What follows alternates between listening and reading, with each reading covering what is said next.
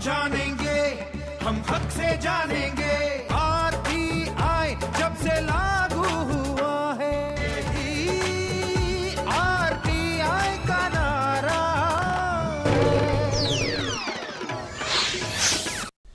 नमस्कार, मैं हूं अशोक श्रीवास्तव और आप देख रहे हैं जानने का हक।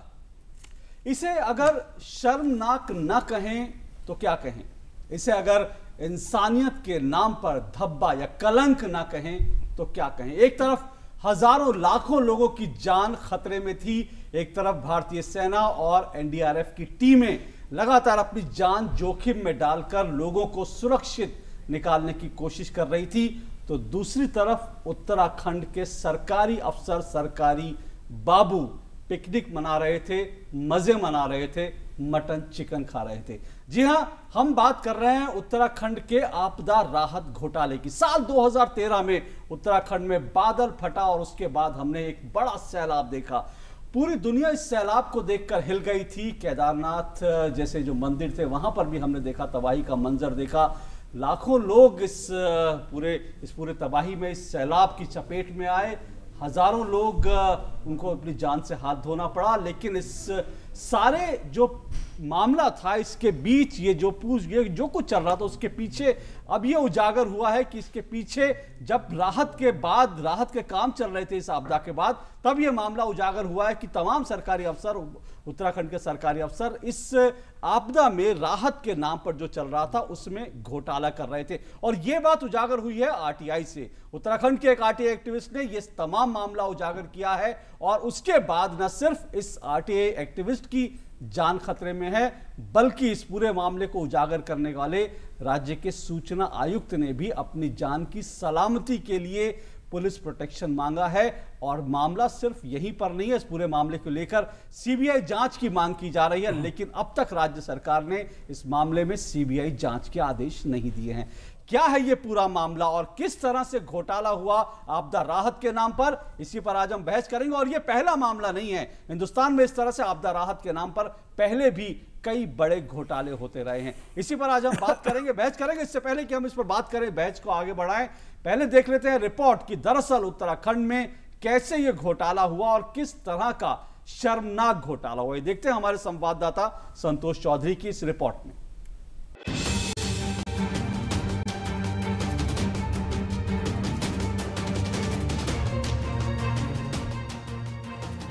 जून 2013 उत्तराखंड बाढ़ से हलकान था। चारों तरफ सिर्फ विनाश ही विनाश। उत्तराखंड की त्रासदी में 5000 से ज्यादा लोगों की मौत हुई। कुदरत का कहर पूरे प्रदेश में बरसा। सैकड़ों घर उजड़ गए। फंसे हुए हजारों लोगों को बड़ी ही मशक्कत के बाद निकाला गया। पुलिस, सेना, एनडीआरएफ ने अपनी जान जोखिम डालकर लोगों को इस कुदरत के कहर से बचाया।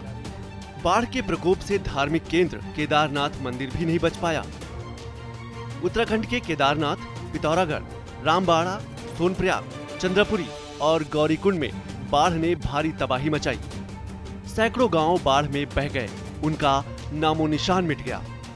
बाढ़ से हुई तबाही के चलते लोग दाने दाने को मोहताज थे, पानी की एक बूंद को तरस रहे थे। वहीं दूसरी तरफ बचाव दल और राहत कार्यों की निगरानी में लगे राज्य सरकार के अधिकारियों ने रोजाना हजारों रुपए का चिकन, मटन, दूध, पनीर और गुलाब जामुन उड़ाए। ये खुलासा हुआ सूचना का अधिकार कानून से। अब एक नजर डालते हैं सूचना का अधिकार कानून से उत्तराखंड बाढ़ में क्या सूचना निकलकर सामने आई। बचाव दल के अधिकारियों ने मटन, चिकन, दूध, पनीर और गुलाब जामुन पर लाखों रुपए खर्च किए। आधा लीटर दूध के लिए 194 रुपए खर्च किए। 7000 रुपए प्रतिदिन होटल के कमरे का किराया दिया। एक ही व्यक्ति को 2 बार राहत का भुगतान हो गया। 3 दिन तक एक ही दुकान से 1800 रेनकोट खरीदे। हेलीकॉप्टर कंपनी को ईंधन के भुगतान के लिए 98 लाख रुपए का बिल बनाया गया। सूचना आयुक्त अनिल शर्मा ने सीबीआई जांच की सिफारिश कर दी है। एक तरफ तो देखो लोग वहाँ दाने दाने को मुहताज हैं और आप ऐसे वहाँ बिल्कुल पिकनिक मना रहे हैं सर। ये तो सही हो गया आपदा पीड़ितों की लाशों पे पिकनिक। एक ही दुकान से एक ही दिन में 1800 रेनकोट खरीदे गए हैं सर। 1800 रेनकोट कहाँ गए रेनकोट्स? अभी तो आपदा से लोग संभले नहीं थे, कहाँ बांट दिए रेनकोट आपने? वो स्टेशनरी खरीदी गई है, वो खरीद अपने कार्टेज खरीदे गए उसके कंप्यूटर के, उसके होते हैं सर प्रिंटर के, उनकी क्या जरूरत थी उस टाइम सर वहाँ। बाढ़ से जहां लोग दाने दाने को मोहताज थे, वहीं राज्य राहत बचाव दल के अधिकारी और कर्मचारी होटल में बैठकर मौज मस्ती कर रहे थे और सरकारी धन का दुरुपयोग कर रहे थे। वैसे ये कहानी सुनने में जितनी गंभीर है, उतनी ही मशक्कत के बाद आरटीआई का जवाब मिला। फर्जी बिल पाए गए हैं और जो कारों के में तेल डलवाया गया है वो स्कूटर के नंबर पाए गए हैं। 30-30 लीटर डीजल जो है वो कारों में डलवा दिया गया है। और दूसरी चीज़ जो है, देवभूमि में जो बटर चिकन और इस तरह के जो बिल आए हैं और 5 सितारा होटल के जो है जो रहने के बिल आए हैं, तो वो एक गंभीर विषय तो है ही है। सूचना आयुक्त अनिल शर्मा ने आरटीआई आवेदक भूपेंद्र कुमार की इस आरटीआई की सुनवाई करते हुए 12 पन्नों का आदेश जारी किया। सूचना आयुक्त ने सभी बिल के जांच के आदेश भी दिए। सूचना आयुक्त अनिल शर्मा ने आरटीआई से आई सूचना को प्रदेश मुख्य सचिव के पास भेजकर इस पूरे मामले की सीबीआई जांच की सिफारिश भी की है। ये आरटीआई कानून में पहला ऐसा मामला है जिसमें किसी सूचना आयुक्त ने भ्रष्टाचार के मामले में सीबीआई जांच की मांग की है। शिकायतकर्ता ने एक आपत्ति करी है कि इसमें बहुत बड़े बड़े अधिकारी इसमें शामिल हैं और बहुत बड़े बड़े रसूखदार लोग इसमें शामिल हैं, इसलिए इसकी केंद्रीय जांच ब्यूरो से जांच कराई जाए। तो वो हमने जो माननीय मुख्यमंत्री जी के लिए रिकमेंड कर दिया है। वैसे उत्तराखंड के मुख्यमंत्री हरीश रावत ने जांच के आदेश तो दिए हैं और मुख्य सचिव को इस बात का निर्देश भी दिया गया है कि सभी बिल और कागज एकत्रित कर लिए जाएं। मुख्यमंत्री का कहना है कि पारदर्शिता राज्य सरकार की प्राथमिकता में है। इस मामले में एक पूरी हाई पावर इंक्वायरी होनी चाहिए और मैंने मॉर्निंग में ही चीफ सेक्रेटरी उत्तराखंड को निर्देश दिए हैं कि वो इससे संबंधित सारे कागजात अपने पास ले लें और उसमें इंक्वायरी करें और जो उनकी प्रिलिमिनरी फाइंडिंग होगी उसके बाद मैं अपने सहयोगियों से परामर्श करके इसमें यथोचित कार्रवाई करेंगे। सूचना का अधिकार का ये करारा प्रहार है भ्रष्टाचार पर। बाढ़ की त्रासदी में भ्रष्टाचार दर्शाता है कि भ्रष्ट अधिकारी आम इंसान की चिताओं पर भी रोटी सेकने में महारत रखते हैं। दूसरों का दुख आपदा अधिकारियों के लिए उत्सव बन जाता है।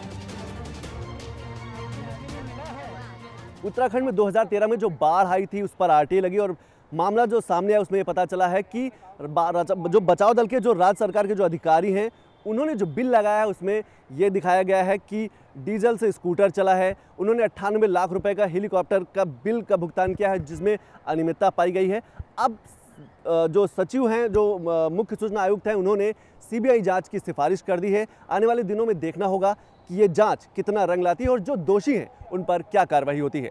और इसी पर बात करने के लिए हमारे साथ स्टूडियो में दो मेहमान मौजूद हैं। परिचय करा दे, हमारे साथ श्रीधर आचार्युलु साहब हैं जो कि केंद्रीय सूचना आयुक्त हैं। बहुत बहुत शुक्रिया श्रीधर जी आपका हमारे साथ जुड़ने के लिए। और हमारे साथ अवधेश कुमार जी हैं, वरिष्ठ पत्रकार। अवधेश जी आपका भी बहुत बहुत शुक्रिया। श्रीधर आचार्युलु जी, कैसे देखते हैं इस पूरे मामले को? आरटीआई से एक बड़ा घोटाला उजागर हुआ, लेकिन जिस तरह से राज्य के सूचना आयुक्त को अपनी जान की हिफाजत के लिए पुलिस प्रोटेक्शन, वो भी केंद्र सरकार को, केंद्र से उन्होंने गुहार लगाई है। फिर हम देख रहे हैं जो आरटीआई एक्टिविस्ट है उसको पुलिस प्रोटेक्शन मिला है। सीबीआई जांच की मांग हो रही है। शायद पहली बार ऐसा हो रहा है कि एक सूचना आयुक्त ने पूरे मामले को सीबीआई से जांच कराने का आदेश दिया। बहुत गंभीर मामला है। तो बहुत गंभीर मामला है, तो सही है। ये जानने के हक का एक कामयाबी कहानी है ये। इससे हमको ये पता चला आरटीआई से हम क्या क्या निकाल सकते हैं, बाहर निकाल सकते हैं। जी। ये एक उदाहरण है। इससे हम ये सीखना है, हम ऐसे ही सवाल उठाना, ऐसे ही सूचना मांगना, ये सदुपयोग है। आरटीआई एक्ट के अंदर भी एक अधिकार है, एक पावर है। कमीशन साहब को, आयुक्त साहब को एक पावर है जो जांच की शुरुआत करा सकते हैं। तो he can order, can direct the inquiry. लेकिन राज्य सूचना आयुक्त कह रहे हैं कि उनके पास जांच करने का कोई अधिकार है। अंदर हमारे एक्ट में बहुत ऐसा अधिकार है। हम we can require an inquiry to be ordered and we can also conduct an inquiry. लेकिन हम इंक्वायरी करने के लिए इतना हमारा ये नहीं है ना, पैराफर्नेलिया मेरे पास नहीं, मशीनरी नहीं, आदमी नहीं, हम जाके नहीं कर सकते। अगर हम चाहे तो जाके कर सकते हैं, वो तो अधिकार है। फिर भी हम नहीं कर सकते, ये हमारा काम नहीं है, ये कोर्ट का काम भी नहीं है। ये तो अधिकार ये लोग जो जांच करते हैं उसमें वो उसका एक्सपीरियंस है, वो लोग करना चाहिए। अवधेश जी, इतना बड़ा घोटाला उत्तराखंड में कैसे देखते हैं इसको? क्योंकि ये मामला सिर्फ सरकारी बाबुओं का नहीं है, अभी तो उजागर सरकारी बाबुओं का, इसमें कहीं ना कहीं राजनीतिक प्रोटेक्शन की बात भी जरूर सामने आएगी। अगर सीबीआई जांच से मुख्यमंत्री कतरा रहे तो शायद कहीं ना कहीं राजनीतिक प्रोटेक्शन भी है। ये जो आरटीआई से मिला है ये तो केवल वो है कि जो सरकारी विभाग से पैसे जो है वो पास करा लिए गए बिल, लेकिन गैर सरकारी स्तर पर जो रुपए, जो संसाधन, जो कुछ गए, उनका हिसाब कहां से मिलेगा? तो ये भारत देश ऐसा हो गया है अशोक जी कि केदारनाथ की त्रासदी में जो कुछ भी हमको इस समय आरटीआई से मिला है उसको अंग्रेजी में जिसको कहते हैं टिप ऑफ आइसबर्ग, कि वो तो बिल्कुल आप केवल ऊपर दिखाई देने वाला चेहरा है। अब कोई व्यक्ति इतना हृदयहीन हो जाए कि पत्थर से भी जिस त्रासदी का मतलब पिघल सकता हो, उससे भी हृदयहीन हो जाए कि उसमें भी उसको लूट और चोरी और बाकी दिखाई देने लगे, तो आप उसके साथ क्या कर सकते हैं? केदारनाथ तो खैर भारत में कि अभी तक की अपनी व्यापकता में, मतलब विनाश की व्यापकता में या उन सब संहार की व्यापकता में अपने किस्म का अकेला और सबसे बड़ी आपदा उसको माना जाता है। लेकिन चाहे कोसी की आपदा को देख लीजिए जो कि एक प्रलय था, उसमें तो बताया जाता था कि एनजीओ को जो पैसे मिले थे उन एनजीओ ने लोगों की सेवा की जगह पर गोष्ठी और सेमिनारों में खर्च कर दिया, और लोगों को प्लेन से पटना लाके वहां से कैसे गाड़ी से वहां तक ले जाए, 3 दिन ठहराए, और होटलों में ऐसे करोड़ों रुपए वहां खर्च हुए पुनर्निर्माण की जगह, और लोग त्राही त्राही करते रहे। जी श्रीधर आचार्य जी, जो आपने जैसा कहा कि इसकी जांच हो सकती है, लेकिन अभी जो सूचना आयुक्त हैं उन्होंने ये कहा कि भाई अगर इसकी सीबीआई इंक्वायरी नहीं होती है तो आरटीआई एक्टिविस्ट जो तमाम है वो कोर्ट जाने की तैयारी कर रहे हैं। पर आपको लगता है कि इस मामले में कोर्ट में जाएंगे तो मामला लंबा खींचेगा? क्यों नहीं इसमें जो है कोई एक्शन जो इस तरह का हो कि त्वरित इसमें निर्णय हो सके और लोगों के सामने सच आ सके, जैसे कि अवधेश जी कह रहे हैं टिप ऑफ द आइसबर्ग है। कोर्ट में तो जाना जरूरी है। कोर्ट में किस रूप में जाना वो सोचना हम, कोर्ट में एक केस के रूप में जाना, एक कंप्लेंट के रूप में जाना, एक घोटाला का, एक भ्रष्टाचार का कंप्लेंट रहना वहाँ पे, भ्रष्टाचार का शिकायत पर प्रोसिक्यूशन होना, जांच की मांग की अपील के लिए अपील में जाना तो बहुत खींचेगा। That's what I am telling. If you ask court to direct inquiry it will take long time. ये क्या है, वो नजदीक पुलिस स्टेशन में कंप्लेंट करना, एफआईआर दर्ज कराना, क्योंकि ये इसके आधार पर जो आपको ये सूचना मिल गए उसके आधार पर एक एफआईआर दर्ज करना एक पीसी एक्ट के अंदर। लेकिन कैसे आप उम्मीद करोगे? चीटिंग भी है, पर पॉलिटिकल मामला भी आ जाता है ना श्रीधर जी। सवाल है कि राज्य सरकार, राज्य की पुलिस जब तक वो भी करना, इसलिए क्या होता है, ओपिनियन बिल्डअप होता है। अगर वो रिजेक्ट करे वो भी एक काज होता है कोर्ट को जाने के लिए, वो नहीं करे तो केस चलता है जी, तो वो करना जरूरी है। श्रीधर आचार्य जी भी बता रहे हैं मामला बहुत गंभीर है और इसमें जो भ्रष्टाचार हुआ है, जो आरटीआई से जो दस्तावेज सामने आया, वो ये बता रहे हैं कि भ्रष्टाचार बहुत शर्मनाक है और जिन लोगों ने इस भ्रष्टाचार को किया वो लोग इस मानसिकता के साथ कर रहे थे कि वो ताकत में हैं और उनका कोई बाल बाका भी नहीं कर सकता। लेकिन आरटीआई ने सच को सामने, आरटीआई से सच सामने आया और अब वो सब लोग सवालों के घेरे में। लेकिन बड़ा सवाल ये है कि क्या इन लोगों के खिलाफ, ऐसे लोगों के खिलाफ कार्रवाई होगी, एक्शन होगा? क्या ऐसे लोगों को कानून सजा देगा? मुख्यमंत्री कह रहे हैं कि उनको सजा मिलेगी, लेकिन लोग इस पर भरोसा नहीं कर रहे, इसलिए जाहिर तौर पर इसके लिए एक निष्पक्ष जांच जरूरी है। वो जांच क्या होगी वो देखना पड़ेगा। लेकिन जैसे कि हमने पहले भी कहा कि ये हिंदुस्तान में पहला मौका नहीं है, इससे पहले भी ऐसे तमाम उदाहरण हमारे सामने हैं कि जब कोई आपदा, कोई बड़ी आपदा, कोई विभीषिका आम लोगों ने झेली, उस वक्त अफसरों ने, राजनेताओं ने उस आपदा को अवसर में बदल लिया अपनी तिजोरियां भरने के लिए। कुछ इतिहास पर नजर डालते हैं, ऐसे और क्या क्या मामले हैं जहां पर हमने देखा कि राहत के नाम पर भ्रष्टाचार हुआ। उत्तराखंड में साल 2013 में विनाशकारी बाढ़ से आए सैलाब के बाद राहत कामों में भ्रष्टाचार के खुलासे से देश सदमे में है। लेकिन सच तो यह है कि आपदा राहत में हुआ यह घोटाला देश का पहला मामला नहीं है। पहले भी इस तरह के घोटाले देश ने देखे हैं। बिहार में 2005 में कोसी बाढ़ के बाद राहत में घोटाले का मामला हो या फिर नवंबर 2006 में मुंबई में आए बाढ़ का मामला, सभी घोटालों में एक समानता होती है, नेताओं और अधिकारियों की मिलीभगत और फिर घोटालेबाजों पर कार्रवाई के नाम पर लीपापोती की। अब उत्तराखंड त्रासदी घोटाले की सीबीआई से जांच करने की मांग की जा रही है। बड़ा खेदजनक है कि उन्होंने क्या किया, कार्स पे ये दिखाया कि कार में 30 लीटर डीजल निकला है पड़ा है। और जब देखा तो वो जो नंबर उन्होंने कार का दिया वो तो स्कूटी का था। कौन सी स्कूटी में डीजल से चलती है और वो भी 30 लीटर खा गई। 1250 रुपये का बटर चिकन। लोग मर रहे हैं, दुनिया तड़फ रही है कि क्या हो रहा है वहाँ पे केदारनाथ में, और वहाँ बटर चिकन उड़ा रहे हैं। 10,000 रुपये पर हेड, अगर एक कमरे में 2 ठहरे तो 20,000 रुपये वसूल कर लिए। मतलब हद होती है कि कफन के सौदागर बन गए हमारे अधिकारी। पर कोसी बाढ़ घोटाले पर आज तक कार्रवाई पूरी नहीं हो पाई। कोसी बाढ़ राहत घोटाले में खुद पटना के तत्कालीन जिलाधिकारी के शामिल होने के आरोप लगे थे। यह करीब 18 करोड़ का घोटाला था जिसमें 22 लोग शामिल थे। लेकिन एक तरफ आज तक दोषियों को सजा नहीं हुई तो दूसरी तरफ 2008 में एक बार फिर बिहार में आई बाढ़ में 52 लाख के राहत में बांटने वाले चेक्स का घोटाला उजागर हुआ। इसी तरह 2006 में मुंबई में बाढ़ राहत घोटाले का पर्दाफाश भी आरटीआई से सामने आया था, जिसमें मुंबई में मलाड के जिला अधिकारी दफ्तर से 2 कर्मचारी को गिरफ्तार किया गया था। देश में जब कभी भ्रष्टाचार और घोटाले का खुलासा होता है तो कार्रवाई के नाम पर जांच आयोग बैठा दिया जाता है। कुछ दिन मीडिया में चर्चा होती है और फिर कार्रवाई के नाम पर लीपापोती शुरू हो जाती है। जरूरत है इन भ्रष्टाचारियों के खिलाफ सख्त से सख्त कदम उठाने की। देश में भ्रष्टाचार एक बड़ा मुद्दा है। इसमें बड़े बड़े नेता, बड़े बड़े अधिकारियों के नाम आते रहे हैं। भ्रष्टाचार पर काम करने वाले लोगों का मानना है कि इन पर कड़ी कार्रवाई नहीं होती, इसीलिए ये बच निकलते हैं और भ्रष्टाचार करते हैं। अब आपदा राहत में भी घोटाला हो रहा है और भ्रष्टाचार हो रहे हैं। ये बहुत ही सोचनीय विषय है। जरूरत है इन पर कड़ी से कड़ी कार्रवाई करने की।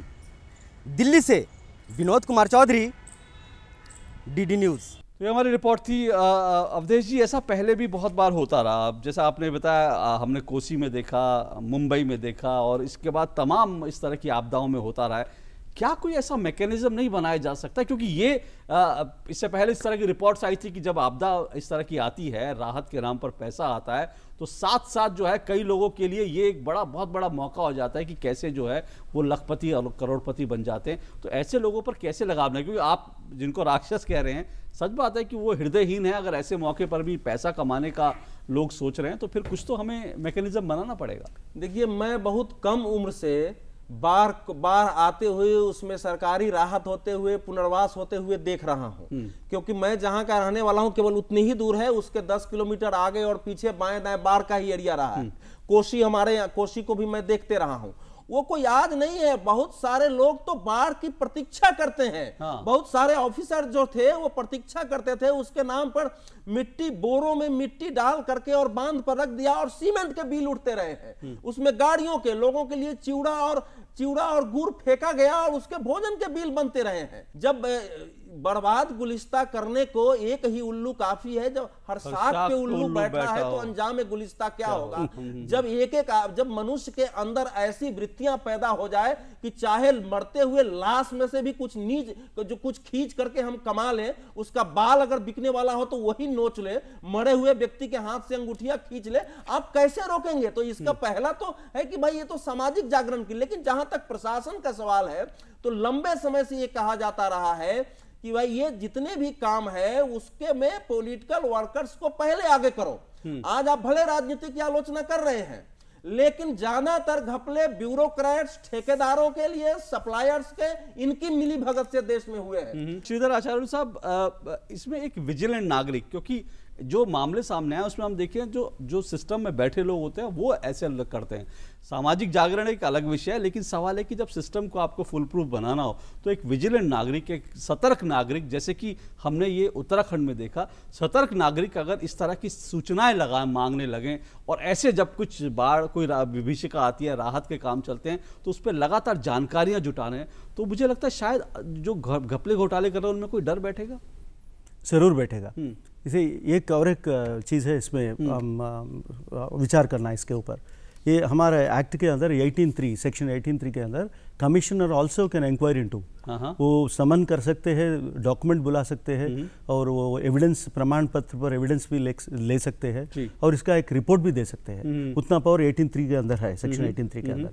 यहाँ ये मामले में क्या हुआ, कमिश्नर साहब अच्छा काम किया, बहुत अच्छा, और आयुक्त ने बहुत अच्छा काम किया, लेकिन सिफारिश किया इंक्वायरी कराने करे। सिफारिश करने की जरूरत नहीं, हम डायरेक्शन दे सकते हैं, हम खुद इंक्वायरी कर सकते हैं। सतर्क नागरिक ने और ये वाइब्रेंट सिटीजन ने ये कमीशन साहब से भी इंक्वायरी करा सकते हैं। अगर सतर्क कमीशन है तो वो भी ये काम कर सकते हैं, एक रिपोर्ट बन जाती है, रिपोर्ट के आधार पर आप FIR दाखिल कर सकते हैं, वो एक मार्ग है। लेकिन पहली भूमिका जो है किसी न किसी नागरिक को आगे आकर एक RTA लगानी पड़ेगी और ये डॉक्यूमेंट, कानून में कहावत है, कानून का दंड का डर ज्यादा काम करते हैं, दंड नहीं। दंड हाँ, जो डर होता है, दंड का डर हम फैलाना, वो दंड का डर कब फैला सकते हैं आप, जब आप फरियाद कर सकते हैं, शिकायत कर सकते हैं। डर पैदा करना, अवधेश जी, डर, दंड का डर। नहीं, इसमें दो बातें होती है। देखिए, एक तो भ्रष्टाचार न हो उसका पूर्वोपाय करना, दूसरा है जो हो गया, जो अभी आया है उसका जांच करना। उसके बाद ये दो अलग अलग है। पहले के बारे में जो मैंने आरंभ में कहा था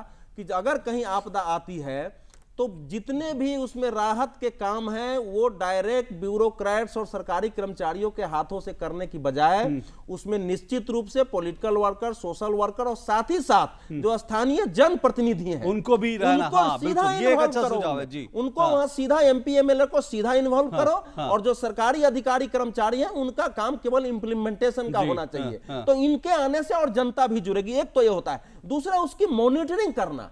मॉनिटरिंग के लिए आप चाहें तो प्रदेश के किसी मंत्री को और बाकी को लगा सकते हैं। देखिए, पॉलिटिकल पार्टियां और नेता कितना भी गड़बड़ करेंगे तो जनता के प्रति रिस्पॉन्सिबल है, उनको वोट मांगने जाना पड़ता है। हमारे देश के ब्यूरोक्रेट्स के सामने यह समस्या नहीं आती है। मैं इनसे पूरी तरह सहमत हूं कि सबसे पहला RTI, अगर जैसा इन्होंने कहा, अगर यह अधिकार है तो वहां जो डिपार्टमेंट है सूचना, वो उसको एक FIR स्वयं दर्ज करवा देना चाहिए जाके, और तब उसको जो है जांच की शुरुआत हो सकती है। नीचे नहीं होती है तो होता है। दूसरा यह है कि उन्होंने जैसे कहा है CBI का कि जिस भी स्टेट्स में ऐसे घपले हो, स्टेट का अधिकारी या स्टेट का जांच दल उसकी जांच न करे, तब जा करके भय पैदा होगा आगे कि बाहर के लोग हमको छोड़ेंगे नहीं। इसलिए जाहिर तौर पर इस सिस्टम को बदलने का वक्त आ गया है। कम से कम उत्तराखंड में जो कुछ हुआ और जो कुछ सच सामने आया उत्तराखंड में, वो बिल्कुल चौंकाने वाला है, शर्मनाक है, और एक बड़ा जरूरी है कि इसको हम एक उदाहरण बनाए, एक इस तरह का उदाहरण बनाए कि भविष्य में ऐसी घटनाएं कम से कम उनकी पुनरावृत्ति ना हो। एक छोटा सा ब्रेक लेते हैं, ब्रेक के बाद RTA इस हफ्ते।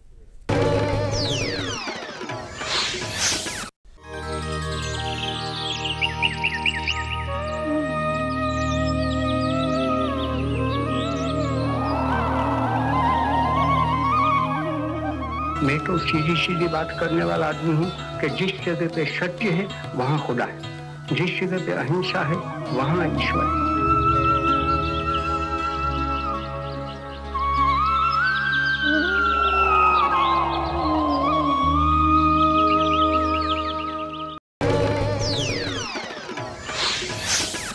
जानने का हक में आपका एक बार फिर स्वागत है। हमने इस हफ्ते बड़ी बहस करी उत्तराखंड को लेकर कि उत्तराखंड में जो राहत में जो घोटाला हुआ और RTI से जो घोटाला सामने, उस पर हमने बहस की। अवधेश जी और श्रीधर आचार्य साहब हमारे साथ जुड़े थे, बहुत बहुत शुक्रिया अवधेश जी आपका, और श्रीधर आचार्य साहब आपका हमारे साथ जुड़ने के लिए बहुत बहुत शुक्रिया।